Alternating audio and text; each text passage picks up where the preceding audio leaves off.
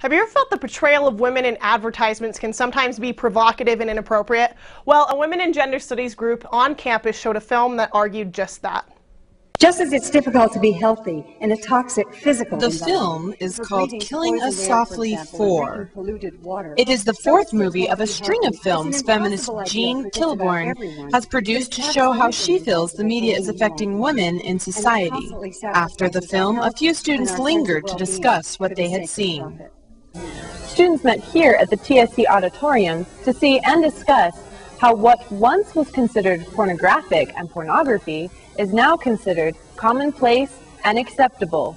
I've always recognized how women are portrayed kind of negatively and like they're objects through media and advertising, but just being in there and seeing actual examples, it was a lot more shocking than I've kind of thought before. There were a lot of ads in there that kind of, really portrayed women as objects that, 3 or 4 men can just come and do what they want with her. And it's kind of frustrating that the women, actually agree to acting out this way for that advertising, just, to gain profit. So the image isn't real, it's artificial, it's constructed, but real women and girls measure ourselves against this image every single day. Jessica Black, ATV News. The Women in Gender Studies group plans on holding more events like this in hopes of raising awareness and eventually stopping what they see as objectifying women. Students can now enjoy free quadside music as they study. The Quadside Cafe has teamed up with Aggie Radio to give Thursday evening performances by local bands. Jessica Black has more on the story.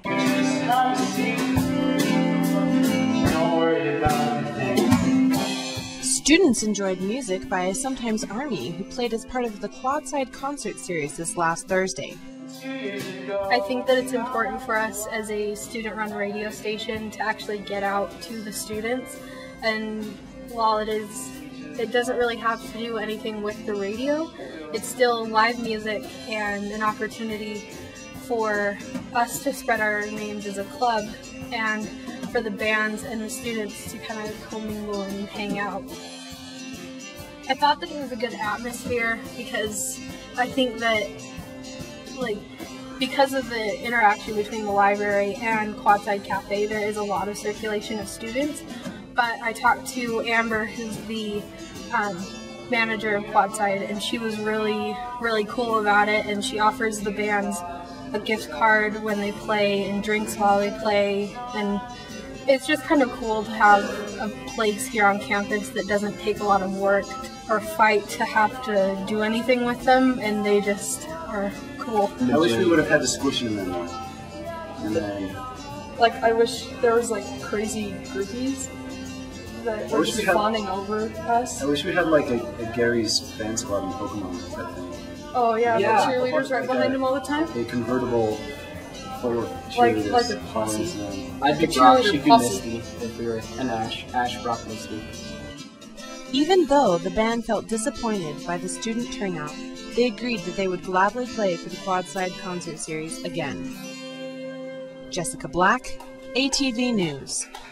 The Quadside concert series is looking for bands interested in performing at upcoming concerts. For more information, go to radio.usu.edu or contact them at aggieradio@usu.edu. Students spent a night on the quad in sleeping bags, tents, and bean bags as they participated in True Aggie Night and other homecoming activities. Fierce, icy winds didn't stop students from pitching their tents on campus early Friday evening in preparation for a night filled with record-breaking events and late-night silliness. It's a good opportunity to really get out and meet the rest of the student body, socialize with each other, experience what Utah State's all about, tradition, and get pumped up for the homecoming game. If you want to make someone True Aggie, you don't have to do it today. I brought my love sack up, and I'm just going to stay in my love sack and just sleep in that with a nice little blanket and cozy up. It just sounds, I don't know, it's pretty out here. It's like the lights are all out and stuff, and I don't know, you got the big A up there, and it's just, I don't know, it looks fun. It looks fun out here, and it's, good night to sleep under the stars. It's nice and clear, so. As the evening played on, the games and festivities eventually died down, and all the campers shivered into their sleeping bags. When morning broke, I caught back up with Nick and talked to him about his experience. Currently, there's only 3 other girls left. We had a couple other people here, but the numbers dwindled when it got colder, and they were like meh. So yeah, we feel all hardcore now. It's great. It was like camping out, but then like fun because there's people all over. Like you kind of felt like a hippie because it was like all these people. Yeah. Look at all these ladies, yeah. When McDonald's unexpectedly ran out of food for the morning, some students packed up their tents and headed out, while others just simply rolled over and went back to bed. This is Jessica Black with ATV News. I'm glad I had a space heater in my tent. Many of the students who slept on the quad said they'd never slept the night outside on the campus. Some said despite the cold weather conditions, they wouldn't hesitate to participate again next year. Welcome back to our special holiday edition of Cash Rendezvous. Hey Britta, do you have a favorite Christmas movie? I would have to say the cartoon version of How the Grinch Stole Christmas. But Jessica Black takes us through the top 3 Christmas movies of this season. Santa! Oh my God! You're the Grinch! Oh look, it's Ebenezer Scrooge! Looking older. You're not the first person to have a favorite Christmas movie. Obviously it would be Elf. The Grinch That Stole Christmas. Muppets, Muppets, Muppets, Muppets, Muppets! Christmas movies come in all sorts of packages, from modern comedy to timeless classics. Some of the top Christmas movies originate from books before they become holiday movie favorites. A Christmas Carol is a prime example of a book redone as a movie. The Muppets Christmas Carol is based on the book by Charles Dickens. In this version of the story, Gonzo the Great plays Charles Dickens and narrates the tale of Ebenezer Scrooge, played by Michael Caine. The story takes place on Christmas Eve in the 19th century London. In the story, Scrooge has a loathing of Christmas and calls it harvest time for the moneylenders, much to his staff's dismay. Later that evening, he is visited by his former business partners who warn him about the dreadful fate that awaits him if he doesn't clean up his act. Scrooge is then visited by 3 ghosts, the ghost of Christmas past, the ghost of Christmas present, and the ghost of Christmas yet to come, each teaching Scrooge valuable life lessons on the true spirit of Christmas.